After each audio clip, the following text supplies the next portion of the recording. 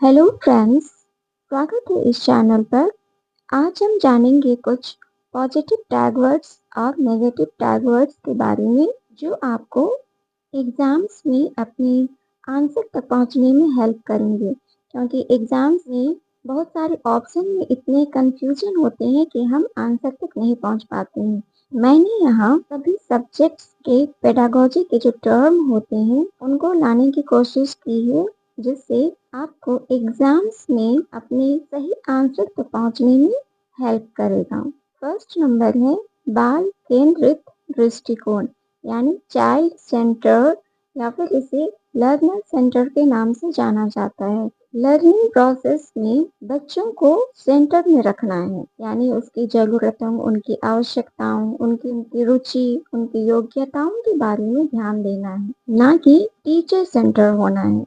Second point है रचनात्मक शिक्षण, यानी कंस्ट्रक्टिव टीचिंग। रचनात्मक शिक्षण का मतलब होता है ज्ञान का सृजन करना, बच्चों को एक्टिव बनाना, ना कि निष्क्रिय। थर्ड है समावेशी शिक्षा या इंक्लूसिव एजुकेशन। शिक्षा में सभी शिक्षार्थियों, चाहे वो सामान्य हो या विशिष्ट बालक हो, उन्हें एक साथ शिक्षा देनी है।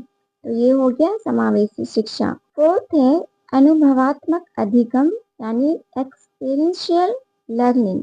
बच्चों को एक्सपेरिमेंट के थ्रू सिखाना है, यानी उनको जो लर्निंग अधिगम कराना है वो करके सीखना, यानी हैंड्स ऑन एक्टिविटी पर बेस होना है, जिससे बच्चे जो सीखे हैं उन्हें अपने रियल लाइफ से कनेक्ट कर पाए और उन्हें रिफ्लेक्ट कर पाए।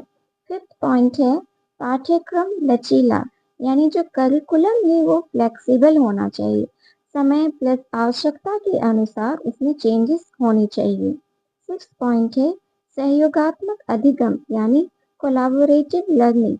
अधिगम ऐसा होना है जिसमें सहयोगात्मक की भावना हो, बच्चे पीयर ग्रुप में सीख रहे हो, वे एक दूसरे को सहायता कर रहे हो, एक दूसरे के प्रति आगे ले जाने की भावना हो, तो इस तरह से सहयोगात्मक तरीके से अधिगम कराना है। सेवेंथ है विभेदी अनुदेशन, यानी डिफरेंशिएटेड इंस्ट्रक्शन।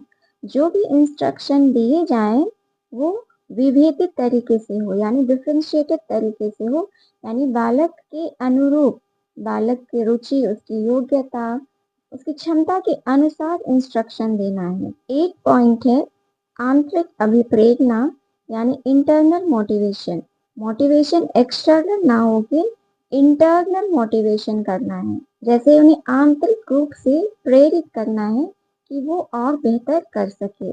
नाइन्थ पॉइंट है व्यक्तिक विभिन्नता, यानी इंडिविजुअल डिफरेंसेस को सम्मान किया जाए, उसे रेस्पेक्ट किया जाए, जिससे बालकों में हीन भावना न उत्पन्न हो बल्कि सभी के प्रति सम्मान हो। टेंथ है रचनात्मक मूल्यांकन, यानी फॉर्मेटिव असेसमेंट की ओर जाना है। रचनात्मक मूल्यांकन का मतलब होता है ऐसा मूल्यांकन जो ड्यूरिंग टीचिंग लर्निंग प्रोसेस के दौरान हो, जैसे फॉर लर्निंग, एज लर्निंग, इसके अंतर्गत आता है। 11 पॉइंट है संदर्भ समझ, यानी कंसेप्चुअल अंडरस्टैंडिंग। बालक को ऐसे शिक्षण विधि से या इस तरीके से उसे समझाना है कि उसकी कंसेप्चुअल अंडरस्टैंडिंग हो, ना केवल बालक अच्छे मार्क्स या बेहतर करने के लिए पढ़े, लेकिन वो उसके कंसेप्ट में सुधार हो, उसकी समझ की जो शक्ति है वो बेहतर हो और उसे अपने जीवन में उसे रिलेट कर पाए। 12 पॉइंट है उपचारात्मक अधिगम और निदानात्मक अधिगम, यानी डायग्नोस्टिक एंड रेमेडियल लर्निंग। बालक की जो कमी है, उसकी कहाँ प्रॉब्लम्स हो रही हैं, उसे उस कारण को जानना और उस कारण को जानकर उसे रेमेडियल टीचिंग करना, उसमें सुधार करना, तो ये उपचारात्मक और निदानात्मक अधिगम होता है। 13 है अक्सारी चिंतन, यानी डाइवर्जेंट थिंकिंग। बालक में ऐसे चिंतन का विकास करना जो डाइवर्जेंट हो, अक्सारी हो, किसी भी पॉइंट में बालक का जो दृष्टिकोण हो वो अलग अलग तरीके से हो, ना कि किसी एक पॉइंट पे। 14 है समस्या समाधान कौशल, यानी प्रॉब्लम सॉल्विंग। बच्चे में समस्या समाधान कौशल विकसित करना है कि बच्चे अपने समस्या का समाधान वे खुद से कर पाए और टीचर उसे फैसिलिटेटर की तरह सहायता करें। 15th है स्कैफोल्डिंग, जिसे फार, मचान या आलम्बन के नाम से भी जाना जाता है।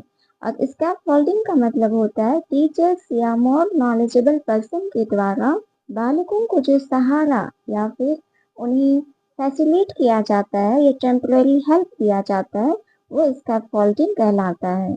16th है पूछताछ आधारित अधिगम यानी inquiry based learning. During teaching learning process में टीचर्स और जो स्टूडेंट्स हैं उनके बीच में इंक्वायरी बेस्ड लर्निंग होनी चाहिए, यानी टीचर क्वेश्चन कर रहा है, बालक उसका आंसर दे रहा है, या फिर बच्चे में अगर कुछ कंफ्यूजन है तो वो क्वेश्चन कर रहा है, टीचर उसका आंसर दे रहा है। तो इस तरह से प्रश्नोत्तरी आधारित अधिगम होनी चाहिए। 17th पॉइंट है आलोचनात्मक चिंतन या क्रिटिकल थिंकिंग। बालक में इस चिंतन का विकास करना है कि बालक अपनी सोच का चिंतन कर पाए, तर्क वितर्क कर पाए। 18th पॉइंट है उदाहरण और गैर उदाहरण आधारित अधिगम, यानी बालकों को शिक्षण देते समय उसे उदाहरण के साथ जो नॉन एग्जाम्पल होता है उसे भी बालकों को देनी है, जिससे बालक में समझ का विकास अच्छे से हो पाए। 19th पॉइंट है विभेदित समूह यानी हेट्रोजीनियस ग्रुप। बालकों के बीच में यदि टीचर को ग्रुप बनानी पड़ती है तो टीचर को हेट्रोजीनियस यानी विभेदित तरीके से ग्रुप बनानी है, यानी कि उसमें बच्चों को एक ही टाइप के बच्चों को ना रखकर अलग अलग क्षमताओं के बच्चों को एक साथ रखना है। 20th पॉइंट है सृजनात्मकता यानी क्रिएटिविटी। सृजनात्मकता का गुण वो होता है जो बालक में क्रिएटिविटी का प्रदर्शन करता है, और ये क्रिएटिविटी का मतलब होता है बालक में धारा प्रवाह हो, फ्लेक्सिबिलिटी हो, तर्क वितर्क कर पाए, वो डाइवर्जेंट थिंकिंग वाला हो, क्रिटिकल थिंकिंग कर सके। और इसे हम FFOE के फॉर्म में याद रख सकते हैं, जैसे fluency, flexibility, originality and elaboration. 21st point है सार्थक अधिगम। बालक में अधिगम ऐसा करना है जो सार्थक हो, यानी बच्चा उसे अपने रियल लाइफ से कनेक्ट कर पाए, उसका कंसेप्चुअल अंडरस्टैंडिंग हो। 22nd पॉइंट है बहुभाषी यानी मल्टीलिंग्विज्म, यानी शिक्षण क्षेत्र में बहुभाषी का सम्मान करना है, उसे ऐड करना है।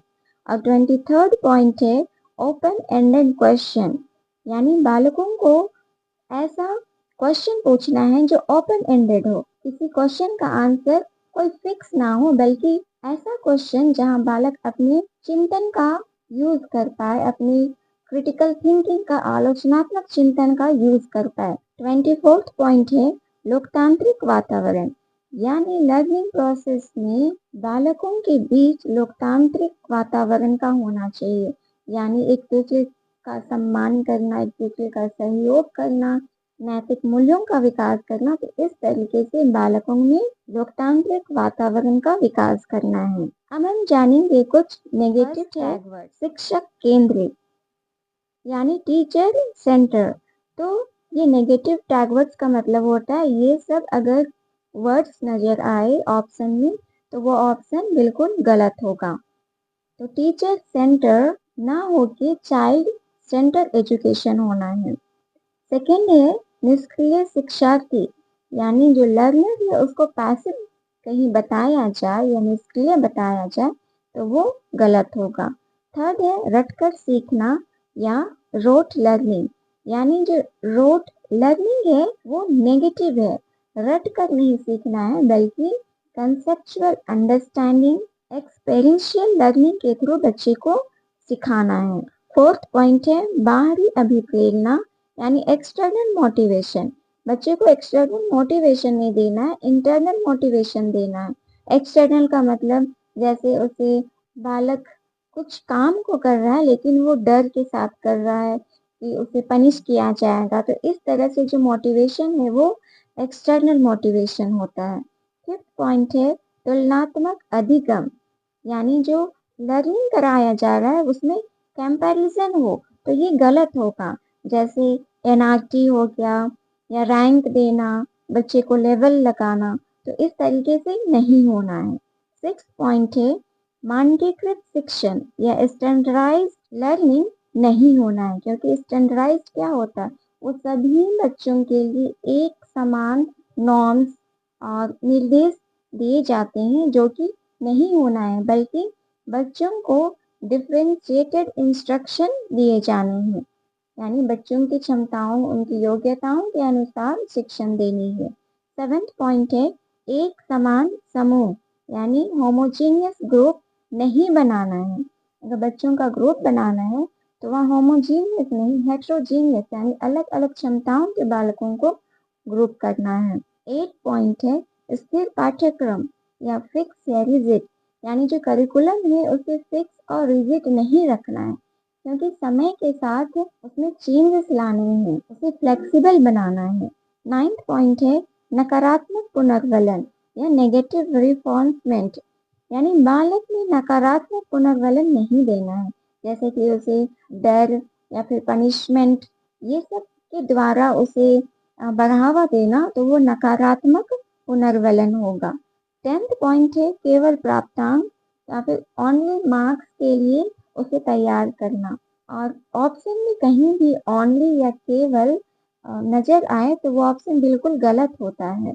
11 पॉइंट है भेदभाव, यानी बालकों के बीच में उसकी क्षमताओं, उसकी योग्यताओं या उसकी आर्थिक स्थिति या उसके धर्म, जाति, किसी भी रूप से भेदभाव नहीं करना है।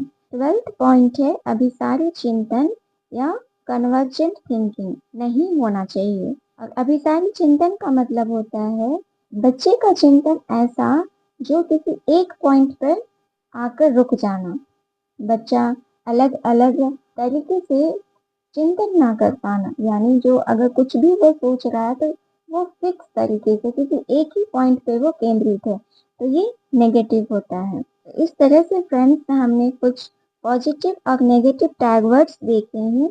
आई होप ये आपको एग्जाम्स में हेल्प करेंगे। अगर वीडियो हेल्पफुल लगा हो तो लाइक शेयर सब्सक्राइब करें। मिलते हैं नेक्स्ट वीडियो में नेक्स्ट कॉन्सेप्ट के साथ। Thank you.